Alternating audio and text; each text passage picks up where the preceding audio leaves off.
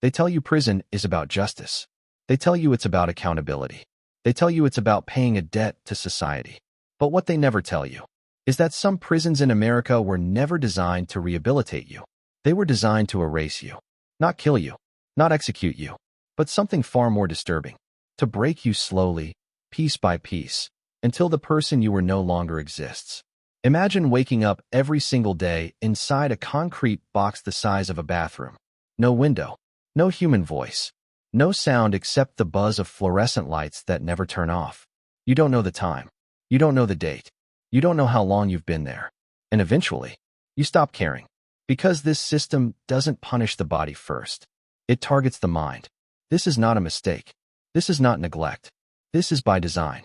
Across the United States, there are prisons built with one goal in mind: total psychological control. Places where silence is a weapon, where isolation is a sentence within a sentence, where the punishment continues long after the cell door slams shut. And the most terrifying part? You don't have to be the worst of the worst to end up here. Some inmates arrive angry. Some arrive defiant. Some arrive hopeful. Almost none leave the same. Because these facilities don't just confine people. They reshape them. Men enter with identities, memories, emotions, and a sense of self. And over time, those things are systematically stripped away. First, it's the routine. Every movement is controlled. Every step is monitored. Every decision is taken from you. You eat when they tell you. You sleep when they allow you. You speak only when spoken to, if you're allowed to speak at all. Then comes the isolation. Hours turn into days. Days turn into months. Months turn into years. No conversation. No touch. No eye contact. Human beings are social creatures.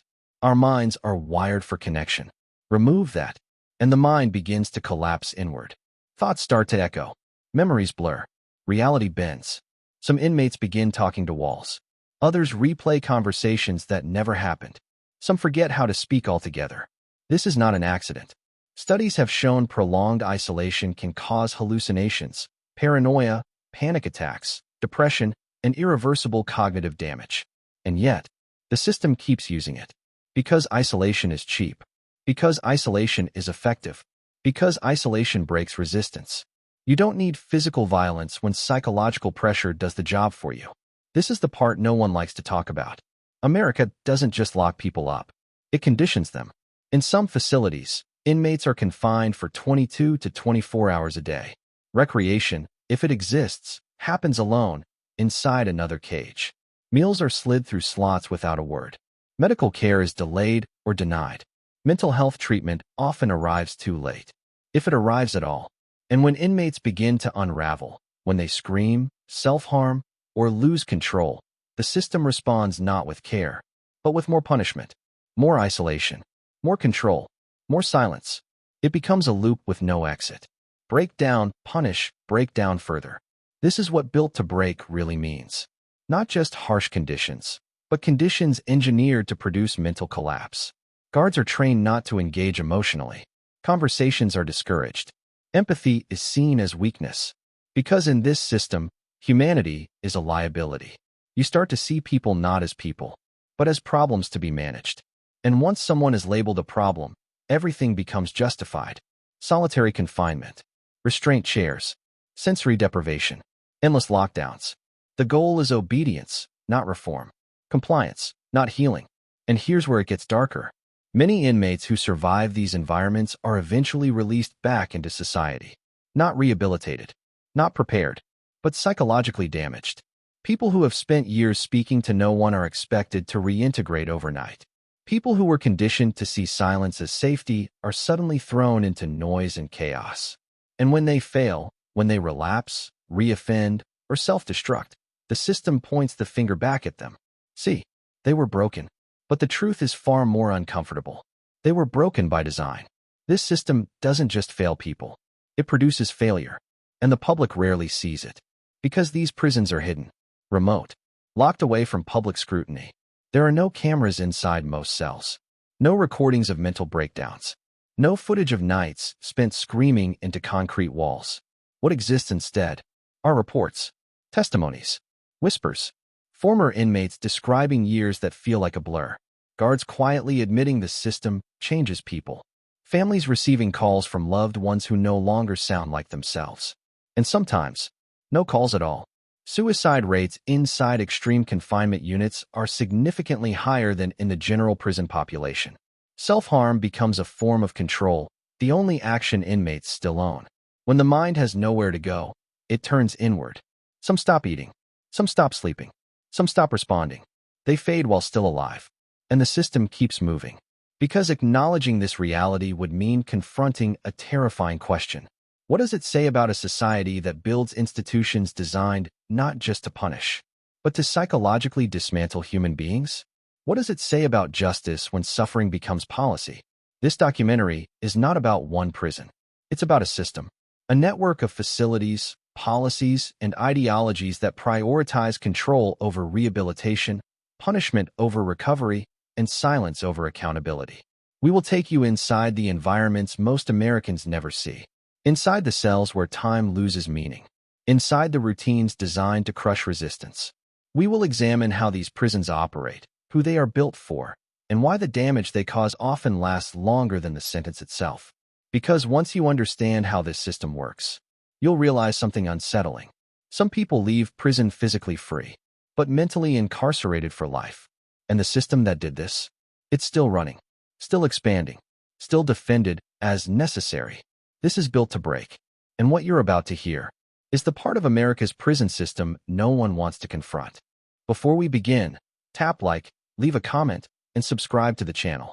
Your support helps us uncover the darkest corners of the prison system. Now let's step inside. When most people think of prison, they imagine punishment as a reaction, a consequence that comes after a crime. A sentence handed down by a judge. Time to be served. A debt to society that, once paid, allows someone to return to the world they left behind. But in much of the American prison system, punishment is not a reaction. It is the starting point. Long before an inmate steps through a steel door or hears the final echo of a cell locking shut, the system has already decided something fundamental about them. That control matters more than correction, and containment matters more than recovery. This didn't happen by accident. It didn't happen overnight. And it wasn't created because rehabilitation failed. It happened because the system evolved toward efficiency, not humanity. In the United States, incarceration expanded rapidly in the late 20th century, driven by fear, politics, and the demand for absolute security. Rising crime rates, public panic, and tough-on-crime policies reshaped how prisons were built and how inmates were treated. Rehabilitation, once discussed as a goal, slowly faded into the background. What replaced it was a model focused on risk management. Who is dangerous? Who is uncontrollable? Who might disrupt order? Those questions didn't lead to therapy, education, or reintegration programs. They led to concrete, steel, and isolation. Prisons became places not designed to change behavior, but to neutralize it. The language itself tells the story. Inmates are no longer people. They are populations, units, threat levels. Every individual is reduced to a classification: minimum, medium, maximum, supermax, each one determining how much of their humanity they are allowed to keep. And once someone is placed at the top of that scale, the system stops asking why they behave the way they do. It only asks how to control them more efficiently. This is where Built to Break truly begins. Because the most brutal aspect of America's prison system isn't violence in the traditional sense. It's the architecture of domination, the policies, layouts, routines, and restrictions designed to wear a person down without leaving visible marks. In many high-security facilities, inmates are confined for more than 22 hours a day. Some for 23. Some for all 24. Meals are delivered through slots. Conversations are discouraged or prohibited. Human contact becomes rare enough that it feels unnatural when it finally happens. This level of isolation is often justified as necessary for safety. But safety for whom? For guards? For other inmates? For the public? Or for the system itself? Because isolation does more than prevent violence. It suppresses resistance. It removes unpredictability. It turns human beings into manageable objects. And that predictability is the system's true priority. From the moment an inmate enters a high-security environment, their autonomy disappears. Even the smallest decisions, when to sleep, when to eat, when to shower, are no longer theirs. Over time, the brain adapts to this loss of control in ways that are deeply damaging. Psychologists call this learned helplessness, a state where individuals stop trying to change their circumstances because every attempt is met with failure or punishment. In prison, learned helplessness isn't a side effect. It's an outcome. Inmates quickly learn that compliance is survival, that silence is safety, that emotion, anger, sadness, fear, can all be used against them. File too many grievances, and you're labeled a troublemaker. Speak out of turn, and you're disciplined. Show signs of mental distress, and you're isolated further for your own protection. The message is clear. Adaptation requires emotional shutdown. And so the system doesn't just restrict physical movement. It restricts emotional expression. It restricts identity. Over time, many inmates stop seeing themselves as individuals at all. They begin to define their existence purely by rules, counts, and schedules. Morning count, meal tray, lockdown, evening count. Days blur together. Weeks lose shape. Years dissolve into repetition. This isn't just monotony, it's cognitive erosion. Human memory depends on variation, on meaningful events, on interaction. When every day looks the same, the brain struggles to form long-term memory. Time becomes distorted. Past and present blend together. Former inmates often describe entire years they cannot recall clearly, not because nothing happened, but because nothing changed. And that loss of memory carries consequences long after release. People struggle to organize thoughts, manage time, or engage in complex planning. Skills that most of society takes for granted begin to break down. But inside the system, these effects are rarely acknowledged as harm. They are interpreted as compliance. A quiet inmate is a good inmate. A withdrawn inmate is stable. A numb inmate is manageable. The system rewards silence because silence reduces oversight. And this is where accountability disappears. Most of the public never sees the inside of high-security units. These facilities are often located in remote areas, far from cities, far from journalists, and far from legal advocates. Access is tightly controlled. Tours are rare. Cameras are restricted. What happens inside largely stays inside. And when complaints surface, they are filtered through layers of bureaucracy designed to protect institutions rather than individuals. Internal investigations, confidential reports, closed hearings. By the time the public hears anything, it's already been sanitized. What remains are statistics, incarceration rates, incident reports, budget figures, numbers that say nothing about what it feels like to exist in total confinement. Numbers don't scream at night. Numbers don't hallucinate. Numbers don't lose the ability to speak. People do. But people are harder to quantify. And the system prefers what it can measure. This is why mental health care inside high-security prisons is often minimal or reactive. Counseling is limited. Treatment is brief. Medication is sometimes used as a substitute for therapy, not because it heals, but because it stabilizes behavior. Stability is the metric that matters. Not growth. Not recovery. Not readiness for release. Just stability. And when an inmate becomes unstable, when isolation triggers psychosis, paranoia, or breakdown, the system doesn't see that as failure. It sees it as confirmation. Confirmation that the person is dangerous. Confirmation that stricter controls are justified. Confirmation that more isolation is needed. It's a self-reinforcing cycle. The harsher the conditions, the more damaged the inmate becomes. The more damaged they become, the harsher the conditions appear necessary. At no point does the system stop to ask whether the environment itself is the cause. Because asking that question would mean confronting an uncomfortable truth. That many of the behaviors used to justify extreme confinement are created by confinement itself. This is the paradox at the heart of America's most brutal prisons.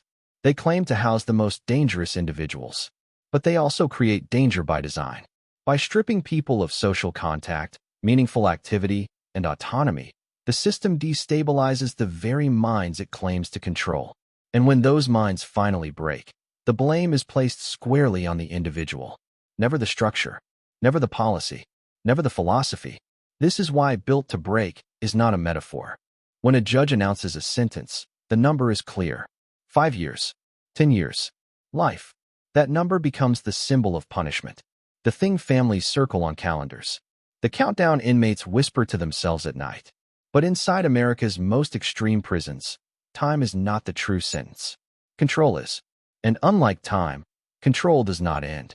From the moment an inmate enters a high-security environment, they are immersed in a world where autonomy no longer exists in even the smallest form. This loss is not sudden or dramatic. It is gradual, systematic, and relentless. At first, it feels procedural. You are told where to stand, where to walk, when to stop, when to speak. It feels temporary, like orientation, like something you'll adapt to. But adaptation is exactly what the system is designed to extract. Because once you adapt to total control, resistance becomes unnecessary. Inside extreme control facilities, every aspect of daily life is governed by policy. These policies are written not for comfort, growth, or rehabilitation, but for predictability. Predictability allows for efficiency. Efficiency allows for control. Inmates are not encouraged to make decisions. They are trained not to. Schedules are rigid and unchanging. Meals arrive at the same times every day. Counts occur on fixed intervals. Lights turn on and off according to policy, not need. Even sleep becomes regulated. At first, this structure may seem stabilizing. Chaos is removed. Uncertainty is reduced. But psychologically, something else happens. When a human being is no longer required to make decisions, the brain begins to atrophy its ability to choose. Decision-making is like a muscle. Without use, it weakens. Over weeks, inmates stop initiating action. Over months, they stop planning. Over years, they stop imagining alternatives. They wait. They wait to be told when to move, when to eat, when to shower, when to exist. This waiting is not laziness. It is conditioning. Psychologists describe this phenomenon as learned helplessness, a state in which individuals stop attempting to change their circumstances because experience has taught them that effort is meaningless. Inside high-control prisons, learned helplessness is not a side effect. It is an operational outcome. The system reinforces this conditioning through discipline mechanisms that are often vague, inconsistent, or arbitrarily applied. A behavior that goes unnoticed one day may result in punishment the next. Rules are not always clearly explained. Enforcement varies depending on staff, shift, and circumstance. This unpredictability is not a flaw. It is a tool. When consequences feel random, inmates stop testing boundaries. They internalize caution. They become hyper-aware of every movement, every word, every gesture. Hypervigilance sets in. The mind becomes permanently alert, scanning for threat. This constant state of readiness drains mental energy. Concentration fractures. Memory weakens. Anxiety becomes baseline. And anxiety makes people easier to control. In this state, inmates rarely organize. They rarely communicate. They rarely protest. Because protest requires confidence. And confidence cannot survive under total uncertainty. This is why control-based incarceration does not rely primarily on physical violence. Violence creates resistance. Trauma can unite people. Visible abuse draws attention. Control works quietly. Control erodes. It dismantles the self without leaving obvious marks. And the environment itself is engineered to assist. High-security prisons are designed not just to contain bodies, but to shape minds. Architecture plays a crucial role. Cells are small, often windowless or with narrow slits that prevent meaningful visual connection to the outside world. Natural light is restricted. Artificial lighting dominates. Color palettes are neutral, institutional, lifeless. Sound behaves strangely. Noise echoes unpredictably. Silence becomes oppressive. The absence of human voices creates a sense of isolation that feels unnatural. This sensory deprivation is subtle but devastating. The human brain depends on varied sensory input to regulate emotion, perception, and thought. When stimuli are reduced, the brain begins to compensate, often in unhealthy ways. Inmates in long-term isolation frequently report hallucinations, voices that are not there, movements in the corner of the eye, a sense of being watched even when alone. Sleep becomes irregular. Dreams bleed into waking consciousness. Reality loses sharpness. These symptoms are well documented. And yet, when inmates report them, they are often dismissed or punished. Because acknowledging the harm would require admitting the environment itself is damaging. Instead, symptoms are reframed as behavioral problems. Instability, manipulation, noncompliance. The environment remains blameless. But control inside these prisons goes beyond architecture and routine. It extends into human connection, or rather, the deliberate removal of it. In many extreme control units, inmates are prohibited from interacting with one another. Communication between cells is discouraged or punished. Even casual conversation with staff is limited. Guards are trained to minimize interaction, avoid emotional engagement, and maintain professional distance. This training is justified as safety-oriented, but psychologically, it produces a system of mutual dehumanization. Inmates stop seeing guards as people. Guards stop seeing inmates as human. Everyone becomes a function. And functions do not suffer, people do. For correctional staff, emotional detachment becomes a survival strategy. Prolonged exposure to confined, distressed individuals can lead to compassion fatigue. Detachment reduces emotional burden. It allows staff to perform duties without confronting moral discomfort. But this detachment comes at a cost. Studies show that correctional officers working in high-security units experience elevated rates of stress, depression, anxiety, substance abuse, and burnout. Some develop symptoms similar to post-traumatic stress. The environment harms everyone inside it. But only one group can leave at the end of the day. Inmates remain. This imbalance deepens resentment and reinforces power dynamics. When inmates observe guards laughing, talking, expressing emotion among themselves, while enforcing silence and isolation inside cells, the message is unmistakable. Humanity is conditional, and you are not entitled to it. Over time, this realization accelerates emotional withdrawal. Inmates stop expecting fairness, stop expecting understanding, stop expecting care. Hope becomes dangerous, because hope implies expectation, and expectation leads to disappointment. So inmates learn to suppress hope entirely. They shrink their emotional range. They flatten themselves internally to avoid pain. Survival becomes the only objective. Day by day, hour by hour, count by count. Years pass this way, and the system praises itself for order. But order achieved through psychological erosion has consequences. When control is total, resilience has nowhere to grow. Skills atrophy. Emotions dull. Identity dissolves. Many inmates forget who they were before incarceration, not metaphorically, but literally. Memory loss is common. Personal history fades. Future planning disappears. Former inmates often struggle to describe themselves outside prison language. They define their identity through classifications and behaviors learned inside. I was in Max. I was in segregation. I stayed out of trouble. These are not identities. They are adaptations.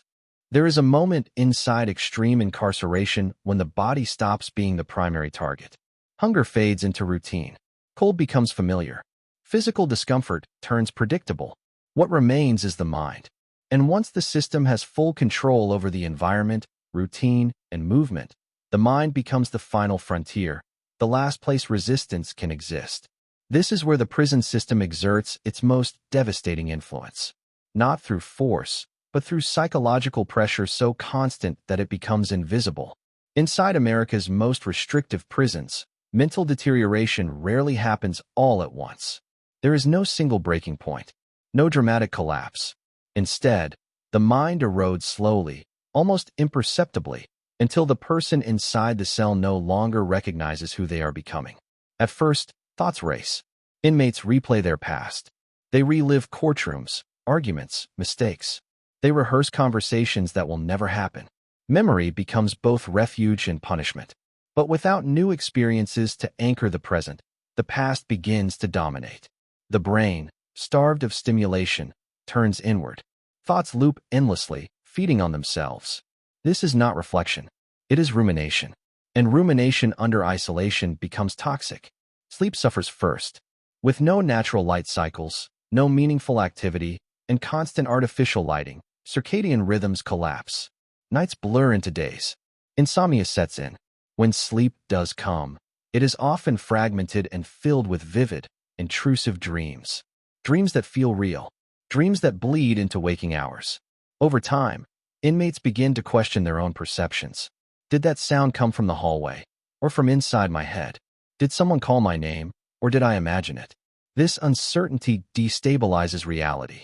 And when reality becomes unstable, fear takes root. Fear is not always loud. Often, it is quiet and constant, a low-level dread that never fully disappears, a sense that something is wrong, even when nothing is happening. This state of chronic anxiety reshapes the brain. The nervous system remains permanently activated. Stress hormones flood the body. Muscles stay tense. Thoughts narrow. Emotional regulation weakens. Small frustrations feel overwhelming. Minor setbacks trigger intense reactions. Emotions swing unpredictably between numbness and panic. Inside these environments, mental health care is often limited, delayed, or conditional. Requests for help may be interpreted as manipulation. Symptoms may be dismissed as behavioral issues. And in some cases, seeking help results in further isolation. The message becomes clear: silence is safer than honesty. So inmates stop reporting symptoms. They stop asking for help. They stop trusting anyone. The mind turns inward again, alone. This is where hallucinations begin to appear more frequently. Not always dramatic. Sometimes subtle. Shadows that move when they shouldn't. Voices that whisper indistinctly. Sensations of being touched when no one is there. These experiences are terrifying, not just because they happen, but because the inmate knows something is wrong and has no way to stop it.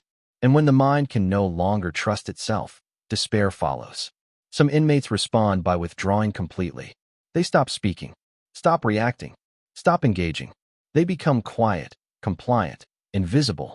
Others respond with agitation, pacing, shouting, banging on doors. Self-harm. Both responses are interpreted the same way by the system, as problems to be managed, rarely as symptoms to be treated. Self-harm becomes disturbingly common in extreme confinement. Cutting, headbanging, starving. These acts are not always attempts at death. Often, they are attempts at control. Pain becomes something the inmate can choose. Blood becomes proof of existence. Injury becomes communication when words no longer work. But the system responds to self-harm with punishment. More isolation, more observation, more restriction. The behavior escalates. The response hardens. A cycle forms. One of the most devastating effects of long-term isolation is identity erosion. Without social feedback, identity begins to dissolve. People understand who they are through interaction, how others respond to them, reflect them, recognize them. Remove interaction, and the self begins to fade. Inmates report feeling unreal, like ghosts, like they are watching themselves from outside their bodies. This dissociation is a defense mechanism. When reality becomes unbearable, the mind distances itself. But dissociation has consequences. Decision-making suffers. Emotional connection weakens. Memory fragments. People lose continuity, the sense of being the same person over time. This is why some inmates struggle to remember basic personal details. Birthdays, family stories, childhood memories. The past slips away. And without a past, the future becomes impossible to imagine. Hopelessness sets in, not the dramatic kind, but a flat, empty absence of expectation. Days lose meaning. Goals disappear. Survival becomes automatic. This psychological state is not accidental. It is the predictable result of prolonged deprivation. And yet, the system continues to frame mental breakdowns as individual failure. When an inmate decompensates, the record reflects noncompliance, instability, disciplinary issues, rarely trauma. This framing protects the institution, because trauma implies responsibility, and responsibility implies change. But change threatens control. So the system maintains the illusion that mental collapse is proof of inherent danger, not environmental harm. And when inmates are eventually released, if they are released, the damage does not stay behind. Outside prison, the world is loud, fast, and unpredictable. Social cues are complex. Relationships require vulnerability. For someone conditioned to isolation, these demands feel overwhelming. Hypervigilance persists. Crowds trigger panic. Eye contact feels threatening. Silence feels safer than conversation. Emotional numbness sabotages intimacy. Trust feels dangerous. Former inmates may appear detached, irritable, or withdrawn. Employers see attitude problems. Families see distance. Few see trauma. And when former inmates struggle, the system quietly absolves itself. The sentence was served. The door was opened. Responsibility ends. But the mind does not reset when confinement ends. It carries the imprint of years spent under psychological pressure. This is the invisible legacy of extreme incarceration. Not just broken rules, but broken inner worlds. And once the mind becomes the battleground, there is no clear line between punishment and destruction. Because what is lost inside these walls is not just freedom. It is the ability to feel human. There is a belief many people hold about prisons that feels logical on the surface. That when harm occurs inside the system, it must be the result of mistakes, bad actors, or failures to follow proper procedure. That belief is comforting. Because if damage is accidental, then reform is simple. Fix the mistake. Remove the bad actor. Adjust the policy. But inside America's most extreme prisons, harm is rarely accidental. It is structural. The system does not merely tolerate psychological destruction. It absorbs it, neutralizes it, and then protects itself from accountability. To understand how this happens, you have to look beyond cells and isolation units and into the machinery that governs them. Policies, paperwork, chain of command. This is where the system becomes nearly untouchable. Inside high-security prisons, nearly every action is justified by policy. Every lockdown, every use of force, every extension of isolation is documented, categorized, and approved within an internal framework designed to validate its own decisions. On paper, everything appears controlled, rational, and necessary. An inmate is isolated for safety. A restriction is imposed due to noncompliance. Medical care is delayed pending evaluation. Each phrase sounds reasonable. Each decision appears justified. But when harm becomes routine, language becomes camouflage. Because paperwork does not reflect suffering, it reflects compliance. If an inmate experiences hallucinations after months of isolation, the report does not say psychological damage caused by deprivation. It says inmate exhibiting erratic behavior. If someone self-harms after years of sensory deprivation, the file does not say environmental trauma. It says disciplinary issue. This reframing is not accidental. It is how institutions shield themselves from responsibility. Because once harm is redefined as behavior, the system no longer has to ask whether it caused it. It only has to respond to it. This is how extreme measures escalate without challenge. Isolation produces distress. Distress produces behavior. Behavior justifies more isolation. The loop closes, cleanly, quietly, permanently. And because this process is bureaucratic rather than violent, it attracts far less scrutiny. There are no bruises to photograph, no screams to record, no visible crime scene. Just forms, logs, approvals. Accountability dissolves into procedure. Oversight, when it exists, is often internal. Investigations are conducted by the same institutions responsible for the harm. Complaints are reviewed by departments trained to prioritize operational integrity, rarely human cost. External oversight is limited. Access to high-security facilities is restricted. Journalists are denied entry. Advocacy groups are given tightly controlled tours, shown sanitized areas, and provided curated data. The most damaging environments remain unseen. And when lawsuits arise, they move slowly. Years pass. Evidence degrades. Witnesses disappear. By the time a case reaches public attention, the harm is already done and often deemed regrettable but lawful. The system survives intact. One of the most powerful shields the prison system uses is classification. Inmates are sorted, labeled, and categorized according to perceived risk. These labels determine everything: housing, movement, privileges, access to programs. Once someone is classified as high risk or disruptive, that label follows them indefinitely. It becomes self-fulfilling. A high-risk inmate is placed in harsher conditions. Harsher conditions increase stress and instability. Instability reinforces the high-risk label. Breaking free from this classification is nearly impossible. Appeals exist in theory, but in practice they require compliance, stability, and time, all things undermined by extreme confinement. And so the label becomes permanent. The system does not need to justify continued punishment. The label already has. This classification system extends beyond inmates. Facilities themselves are categorized. Some prisons are known internally as management problems, others as behavioral control institutions. These labels influence funding, staffing, and operational philosophy. Prisons designed for control receive resources aligned with control, not care. Mental health staffing is limited. Programming is minimal. Security dominates everything. The mission is not recovery. It is containment. And when containment fails, when violence, suicide, or breakdown occurs, the response is not reflection. It is reinforcement. More security, more restriction, more control, because loosening control is seen as weakness. Inside this system, empathy is risky. For staff, showing concern can be interpreted as compromised professionalism. Guards who engage emotionally may be viewed as vulnerable, manipulable, or unsafe. So detachment is rewarded. Not explicitly, but culturally. Those who follow protocol without question advance. Those who challenge practices are isolated. Whistleblowers face retaliation. The system does not like mirrors. And because correctional officers operate within a rigid hierarchy, responsibility becomes diffuse. A guard enforces policy. A supervisor approves action. An administrator sets standards. No single individual feels responsible for the outcome. Everyone is just doing their job. This diffusion of responsibility is one of the system's greatest defenses. It allows harm to occur without guilt.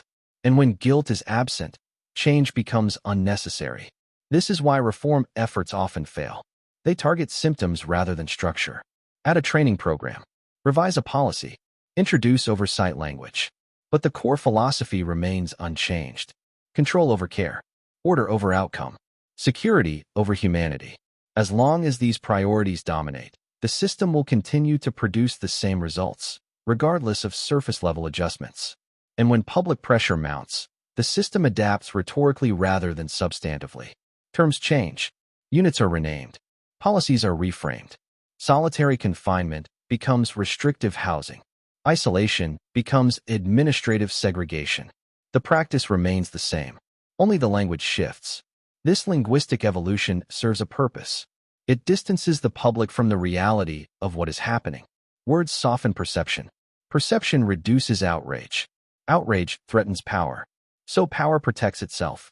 And the people inside these environments, inmates and staff alike, remain trapped within a structure that prioritizes its own survival above all else. The result is a system that does not correct itself. It hardens.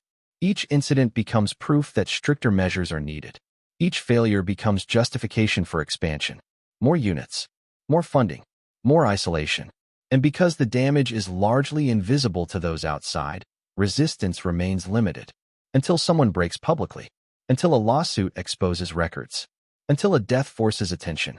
Even then, the response is rarely systemic.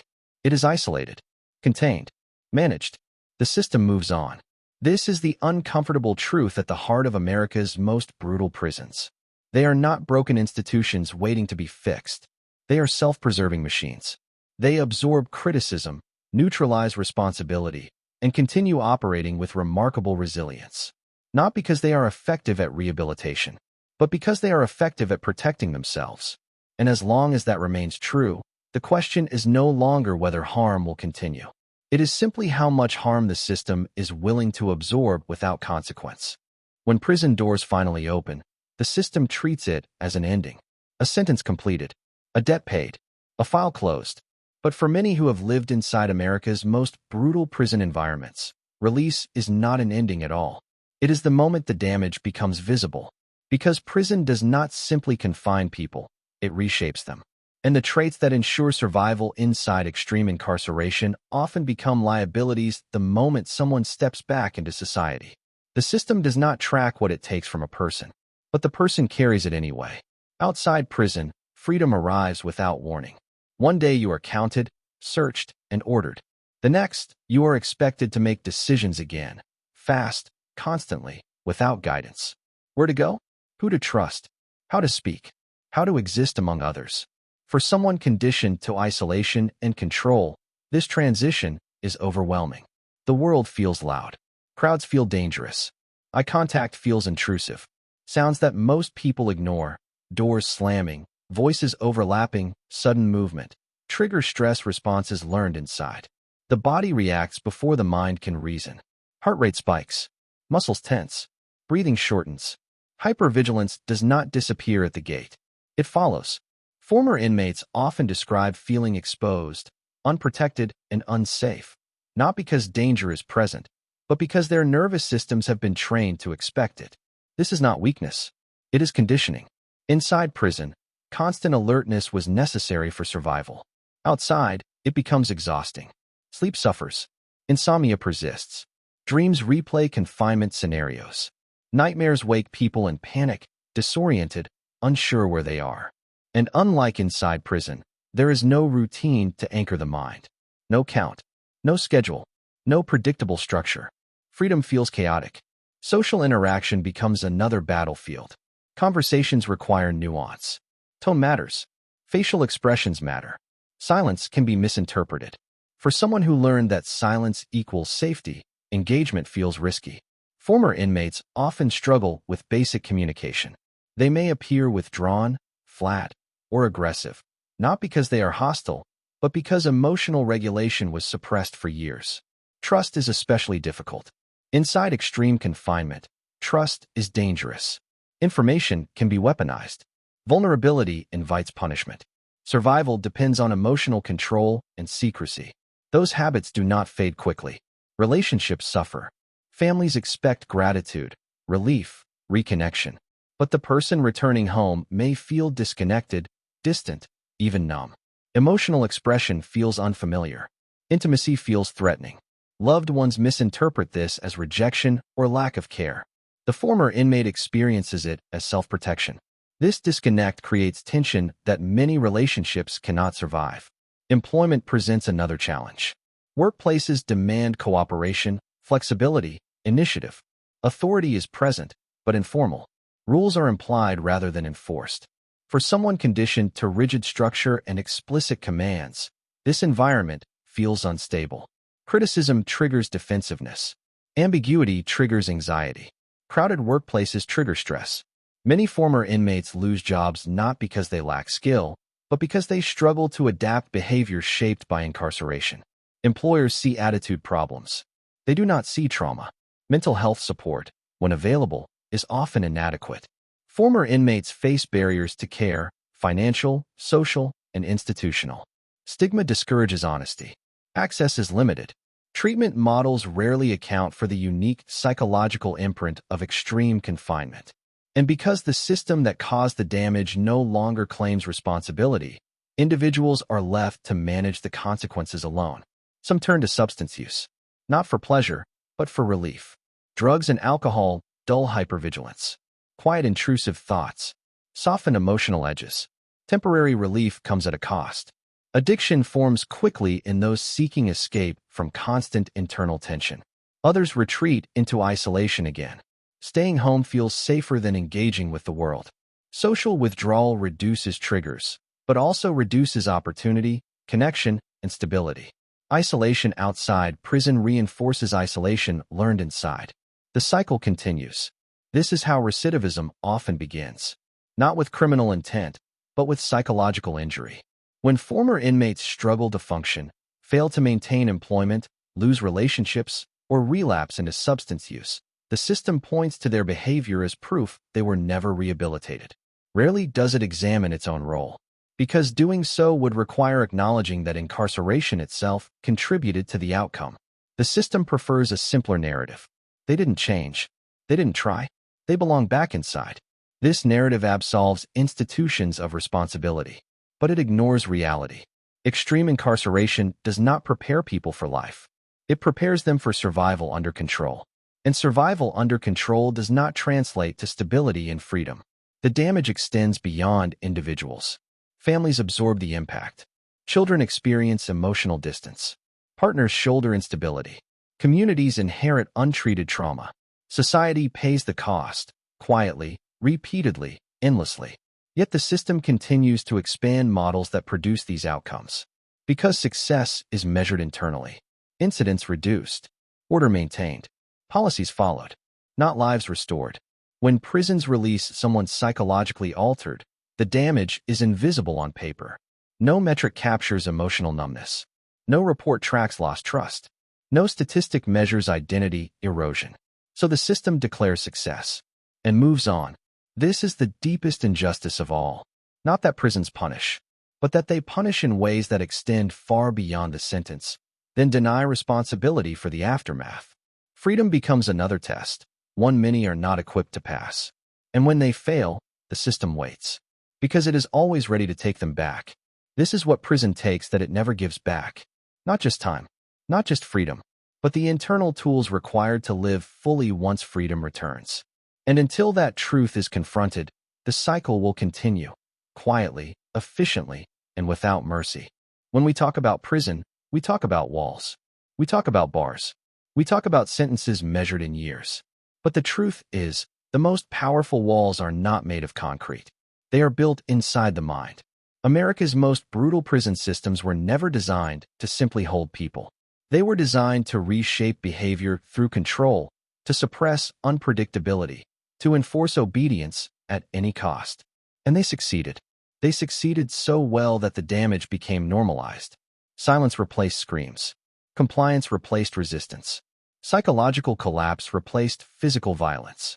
And because this destruction happens quietly, behind locked doors, deep in remote facilities, far from public view, it became easy to ignore.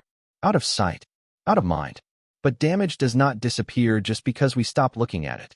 It accumulates. It follows people home. It enters families. It seeps into communities. The men and women who leave these institutions do not leave unchanged. They carry with them nervous systems trained for survival, minds conditioned for isolation, and identities reshaped by years of enforced control. We expect them to reintegrate. We expect them to function. We expect them to succeed. And when they struggle, we ask what is wrong with them. Rarely do we ask what was done to them, because that question is uncomfortable. It forces us to confront the reality that punishment does not end at release, that suffering does not respect sentence lengths, and that systems built without humanity cannot produce humane outcomes. This documentary was never about excusing crime. It was about exposing a system that equates control with justice and silence with success. A system that measures order but ignores consequence. That enforces compliance but abandons responsibility. That breaks people, then blames them for being broken. And the most unsettling truth of all, this system does not exist in isolation. It exists because it is tolerated, because it is funded, because it is defended as necessary. Every time we accept suffering as collateral damage, the walls grow higher. Every time we look away, the silence grows louder. Prison was meant to be a response to harm, not a factory for producing it. Until that difference is recognized, the cycle will continue. More control, more damage, more lives quietly unraveled. The doors may close on inmates, but the consequences do not stay behind. They reach all of us. Thanks for watching. Like, share, and subscribe.